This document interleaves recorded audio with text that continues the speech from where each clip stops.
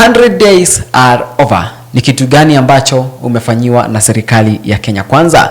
Raila Odinga ambaye ni kiongozi wa Azimio ameweza kuzungumza kuhusiana na hayo ambayo amekemea kabisa, and of course ametoa kitabu kizima 19 pages document ambapo ameeleza mambo yote ambayo Kenya Kwanza iliahidi wananchi na yale ambayo Kenya Kwanza imeyafanya, na amekemea mambo mengi sana katika document hiyo ambayo ameandika sasa hivi.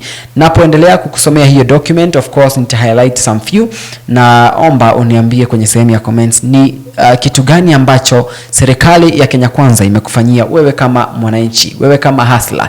Je, umegeuka kuwa safara, au wewe ni hustler, au wewe ni tajiri? Hustler Fund imekusaidia?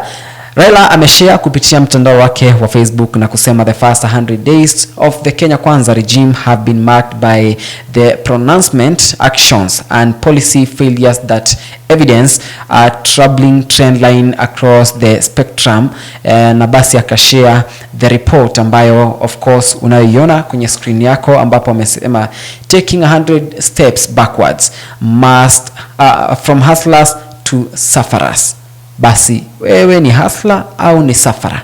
Na kasema a report on the performance of the administration of President William Ruto during the first 100 days in the office since being sworn in on 13th September 2022.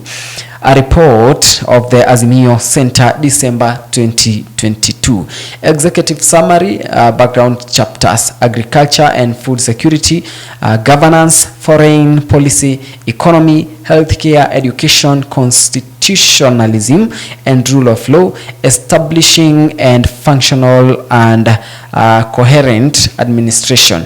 Na basi tunaanza hapa kwa executive summary, ambapo amesema the first 100 days of Kenya Kwanza regime have been marked by the pronouncement, actions and the policy failures that evidence troubling trend line across the spectrum, and an oversearching theme is already emerging. Executive summary: the first 100 days of Kenya Kwanza regime have been marked by the pronouncements, actions and policy failures that evidence a troubling trend line across the spectrum. An overarching theme is already emerging. The key takeaways this early are the Kenya Kwanza regime disdain for the constitution and laws of Kenya, the contempt of for democracy and its institutions, the flagrant violation of Chapter 6 of the Constitution on leadership and integrity, the intolerance and speed with which the regime has run roughshod of the rule of law, the rush to destroy the political opposition and quash dissent, and the blatant throttling of the free press and the naked attempt to kill devolution. Basi tukiendelea kabisa, nimekuahidi kwamba sita highlight kila kitu ambacho amekiandika, ni ndefu sana. Kwa background ameeleza tu kwa ufupi hapa na kusema Kenya held a general election on 9th August 2022. The presidential election was a hotly contested election with our candidates battling it out in the ballot for the highest office of the land. The election was legally a two-horse race between Azimio leader Raila Odinga and his running mate Martha Karua against William Ruto and his current deputy Rigathi Gachagua from Kenya Kwanza coalition. The election witnessed slightly over 14 million Kenyans go to the polls to exercise their democratic right. The campaign season officially kicked off on 29th May 2022, and during the campaign, several promises were made by both parties to sway voters to support their candidature. Each candidate had a broad and during campaign promises, and each other was each questioned by the media and the general public regarding their ability to deliver on the same. Each candidate assured the Kenyan public that they will deliver on their promises when elected, and many of these promises were made as 100-day promises, indicating the commitment of the candidates to the pledges they were making. President Ruto was controversially announced as the winner of the presidential election, and even more controversially confirmed the Supreme Court of Kenya. His first task as a president was selection, formation, and swearing in of his administration that would help him achieve promises made to Kenyans, as well as dispatching his responsibility as the president of Kenya. This report will firstly look at the various politicians and public figures appointed by President Ruto to run his administration, their ethical qualifications and suitability to serve, determined by Chapter 6 of the Constitution of Kenya. Basi kwa ufupi kabisa, na katika hiyo introduction anaeleza kwamba kuna ahadi ambazo serikali ya Kenya Kwanza iliahidi wananchi, na basi atakuwa na highlight baadhi ya mambo hayo ambayo aliwaahidi wa Kenya Rais Ruto, lakini pia yale ambayo ameyafanya kufikia sasa hivi na yale ambayo hajayafanya na aliwaahidi wananchi mpaka sasa hivi. Ya kwanza ilikuwa ni agriculture and food security, ambapo the fertilizer controversy ambayo of course tunafahamu ili trend sana. In his inauguration speech on Tuesday 13th September 2022, President Ruto directed that 1.4 million bags of fertilizer be availed to farmers at a maximum of subsidized price of 3,500 Kenyan shillings per kilogram, back down from 6,500 Kenyan shillings as part of his government's interventions to address the high cost of living. On 19th September 2022, the Permanent Secretary Crops Development and Agriculture Research, Dr. Francis Owino, announced that the government had availed 3.5 billion to subsidize 71,000 Mount Kenya fertilizer for growing food crops during short rains season. He also announced and the new prices of fertilizer, ambapo ili pungua mpaka 3,500.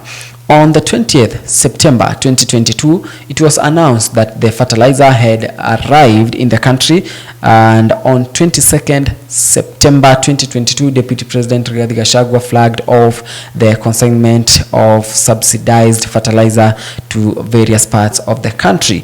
The president and his deputy were immediately accused of lying to Kenyans by taking an initiative of the outgoing regime and pretending it was theirs.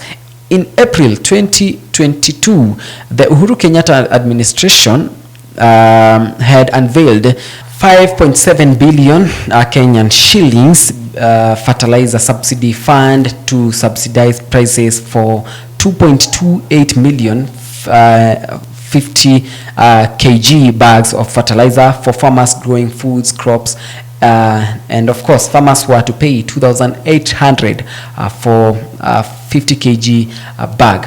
Tukiendelea mbele zaidi, niingia kwa feeding Kenyans genetically modified foods, ambapo tarehe 3 mwezi Oktoba mwaka 2022, President Ruto chaired a cabinet meeting that lifted a ban on the cultivation and importation of genetically modified foods and seeds.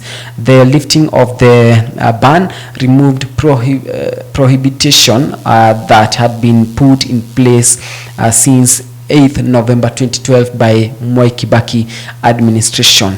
Na kwa ufupi tena zaidi kabisa, naomba niende kwa nyingine hapa tuone aliongelea kitu gani. Wakati huo na kuomba uzidi kunieleza Ni mambo yapi ambayo serikali ya Kenya Kwanza imekufanyia wewe kama mwananchi? Je, umebakia kuwa hasla au umetoka kwa hasla ukaingia kwa safara? Chapter 2 ni governance, ambapo amesema amesema appointees to the public office. Hawa nadhani ni ministers. In the next part of the report focuses on the interrogation of the personalities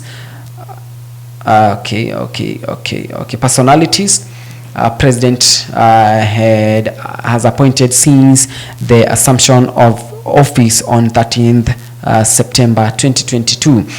Visa the High Call of Integrity, Chapter 6 of the Constitution. Most appointments made by President are of persons that have an ongoing court cases or have been part of a graft scheme. Kwa hiyo hapa anajaribu kumaanisha kwamba watu ambao rais aliteua ni either walikuwa na kesi kotini au walishawahi husika na mambo maovu.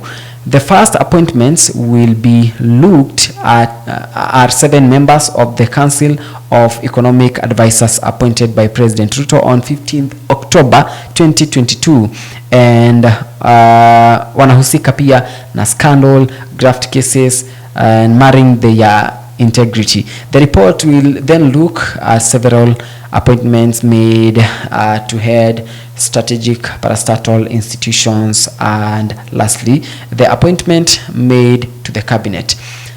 Member namba 1 ambaye alikuwa appointed ni Mohamed Hassan, ambapo member of the Council of Economic Advisors. Mohamed Hassan was one of the members appointed by President Ruto. Mr. Hassan has previously been adversely mentioned in money laundering scheme in March 2016 while serving as the chairman of the National Bank of Kenya, and he was accused of aiding 100 billion money laundering scheme at one of Kenya's largest chartered flight operators, Bluebird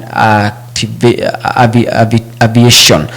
Yusuf Abdi Adan, the Bluebird Aviation shareholder, claimed in the court that his partners have been using Mohamed Hassan fraudulently channel massive funds out of the company.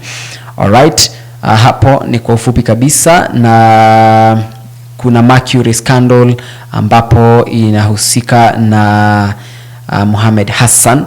Alafu sasa kuna head of strategic parastatal ambaye ni Anthony Ng'ang'a Mwaura, ambapo hapa naona alikuwa ni chairperson wa Kenya Revenue Authority, na kuna corruption ambayo imeandikwa hapa ambapo inasema Mr. Anthony Ng'ang'a, who served as the immediate former director of the UDA election board and currently appointed as the chairperson of the KRA, has adversely involved in major graft cases centered as the fraudulent contracts with the Nairobi County government in 2019.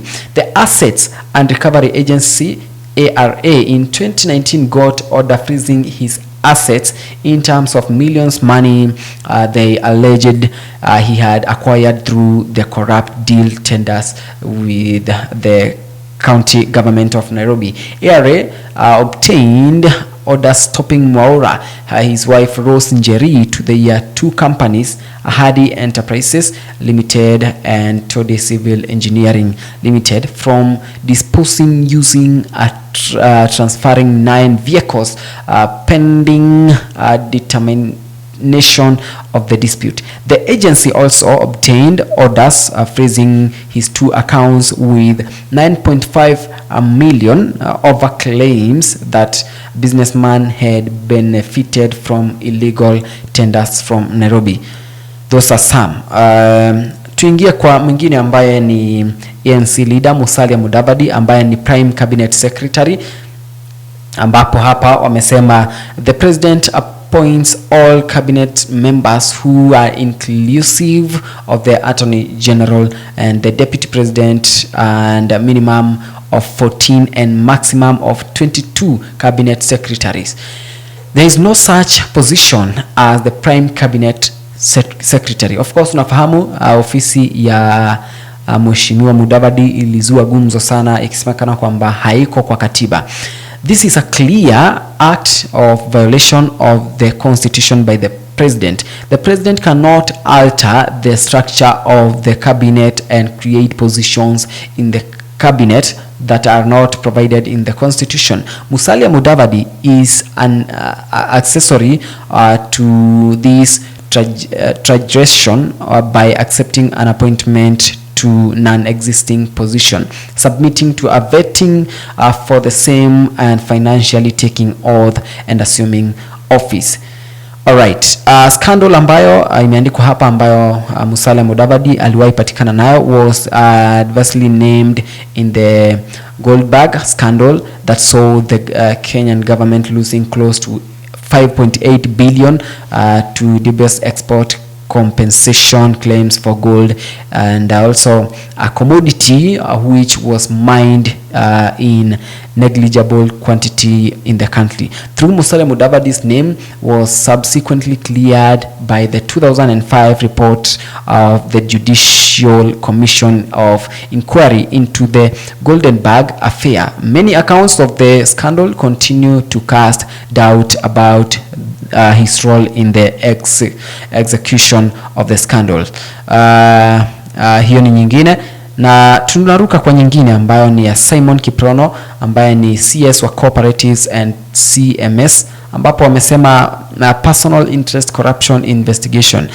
Simon Kiprono was questioned by the Directorate Criminal Investigation in 2020 over the stalled inter-dam case and Itere dam case, and the dam has an array of challenges ranging from compensation, flood procurement processes, and numerous court cases. No further action was taken on him after the questioning. He was the Water and Irrigation Cabinet Secretary and was grilled by police over 19 billion lost in the stalled Atari Dam project. Mwingine ni Ababu na Mwamba ambaye ni CS wa sports, ambaye corruption hapa amesema Ababu na Mwamba was adversely mentioned in bribery scandal involving Parliamentary Accounts Committee in 2014 while serving as its chair. He was summoned by the committee that was informed to chair the investigations into the serious bribery allegations and marred the PAC. The allegations were serious that then Speaker Justin Muturi suspended the operations of the committee as investigations were ongoing. Nyingine ni Honorable Onesmus Kipchumba Murkomen ambaye ni CS wa Roads. Mr. Onesmus Kipchumba Murkomen was the center of the National Youth Service saga, accused of witness intimidation according to affidavit sewn by Anne Waiguru, and who was the Kirinyaga governor by then. Alright, mwingine ni Moses Kuria ambaye ni CS wa Trade, ambapo kuna mambo ya CDF ambayo ilikuwa nahusishwa, ambayo ina report covering the fourth quarter of the period starting October 1st December to 31st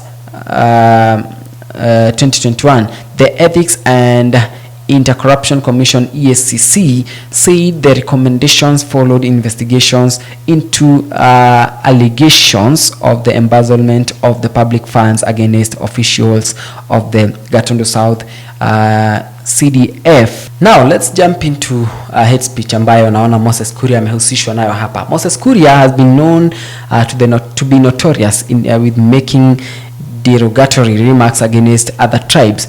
He has been charged in court several times for hate speech, and charges which often also include incitement and violence. Naona kuna bribery na mambo mengine ambayo Moses Kuria alishawahi husika nayo. Honorable Alice Wahome ambaye ni CS wa maji, water, sanitation and irrigation. Na basi hapa assaultation a public officer. On October 27th 2017, Alice Wahome was captured on a video harassing an official of the Independent Electoral Boundaries Commission IEBC.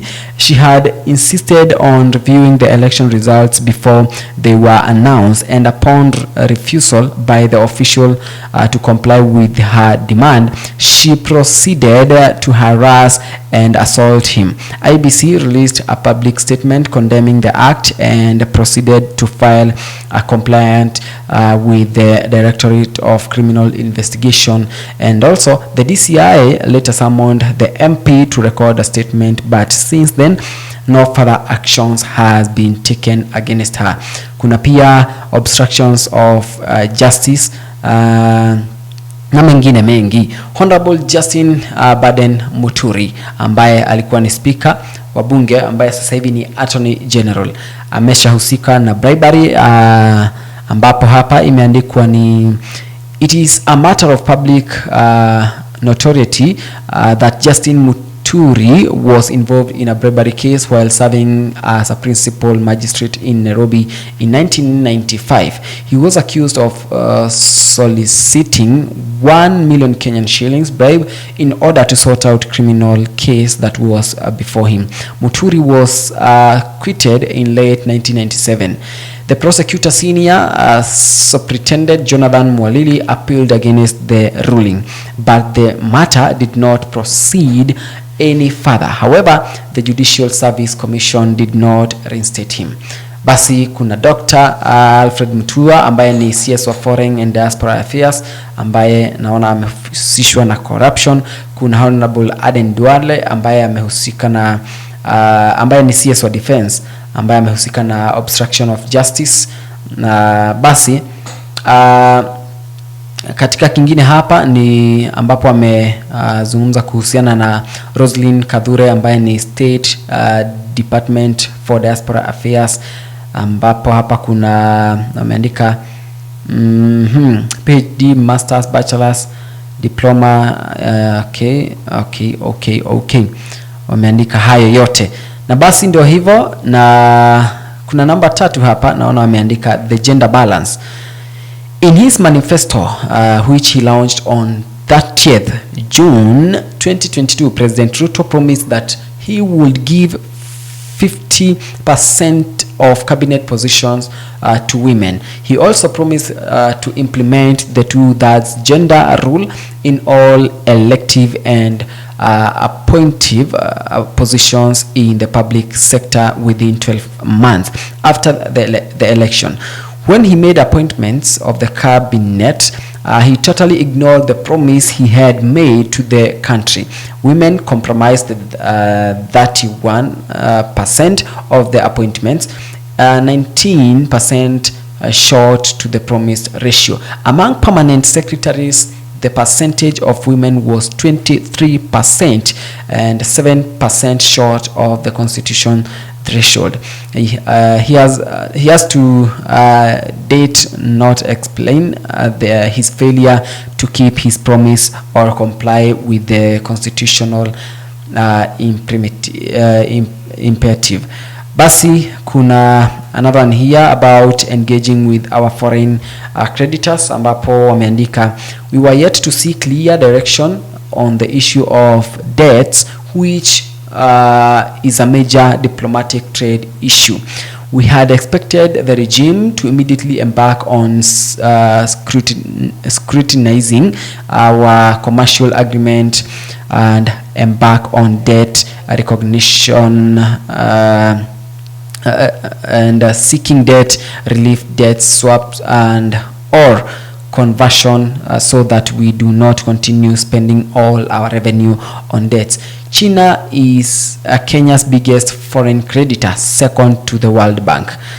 Basi wakaeleza yote na deni, na basi wakaongeza kwa expensive foreign travels, ambapo amesema President Ruto has been airborne more times than any newly elected president in our country's short history of changing presidents.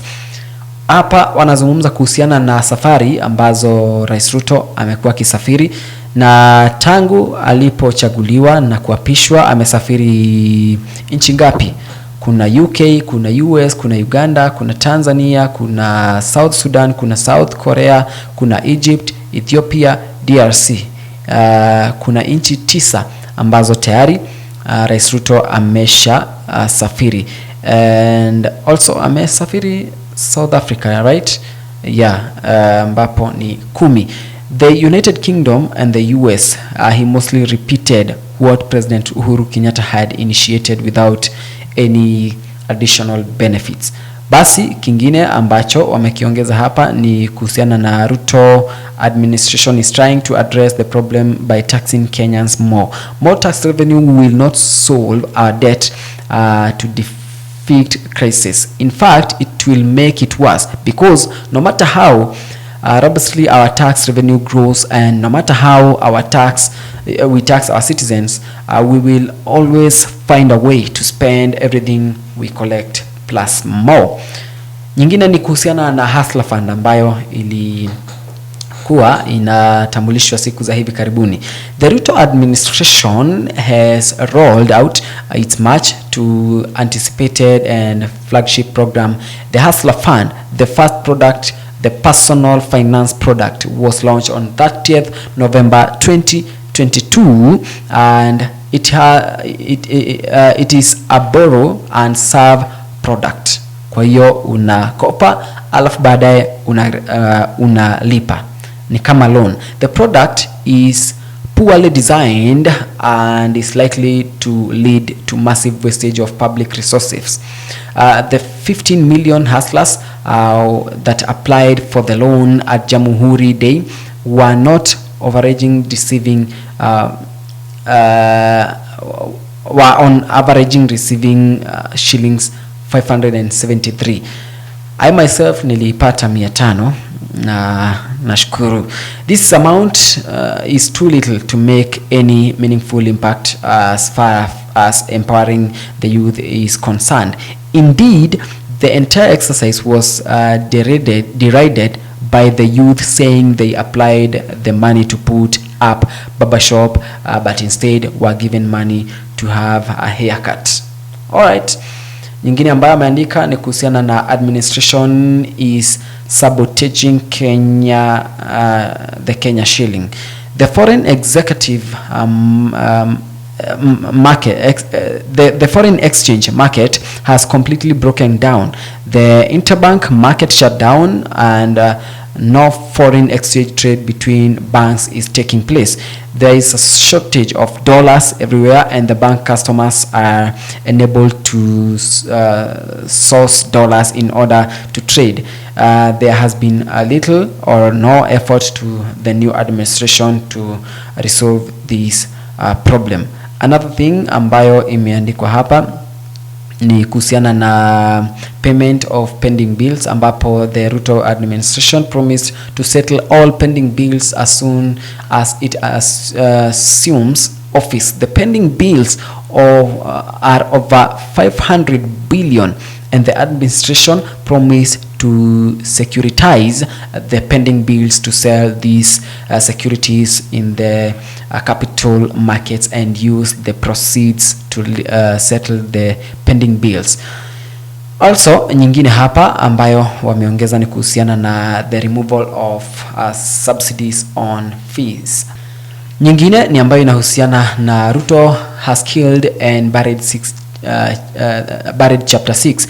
The Ruto administration has designed and implemented the deliberate policy of populating the national executive, the civil service, and key national institutions and agencies with individuals who have or are still facing corruption charges.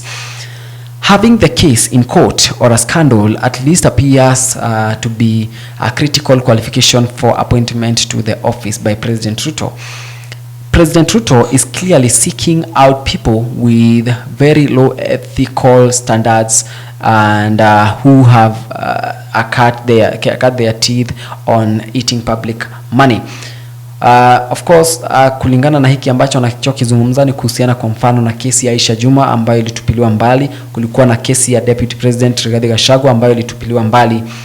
Na basi nyingine hapa ni Ruto is proving to be thin-skinned and vindicate. Hapa wanaeleza kwamba in the address he gave accepting victory after he was announced as the winner the presidential of the presidential election 2022, Ruto said there is no room for vagance, there is no room for looking back, we are looking into the future. Hayo ni maneno ya Rais Ruto. Na tukiendelea zaidi ambayo hapa amesema Ruto is out of silence for free media. Since he was sworn in, President Ruto's administration is on the onslaught against the free media. Independent-minded journalists like Muthiu, Churchill Otieno, that is, Mark Masai, among others, have been fired from their jobs at the instigation of the Ruto's administration. Media houses that are deemed to be independent are also being denied advertising from a government to arm twist them into fairing independent journalists. Alright, nyingine hapa ambayo wameiongeza hapa ni nadhani hapo ndio mwisho basi mtazamaji. Basi hayo ndio maneno ambayo yametolewa na kiongozi wa Azimio Raila Odinga. Nataka uniambie mtazamaji, tangu Kenya Kwanza ilipoingia ofisini, Rais Ruto akaingia kwenye ofisi na akateua the cabinets. Nataka uniambie ni mabadiliko yapi ambayo yamefanyika for the first 100 days. Nataka uniambie umebakia kuwa hustler, umekuwa milionea au umebakia kuwa safara. Tuambie hapo kwenye sehemu ya comments, lakini tutakuletea taarifa nyingi zaidi.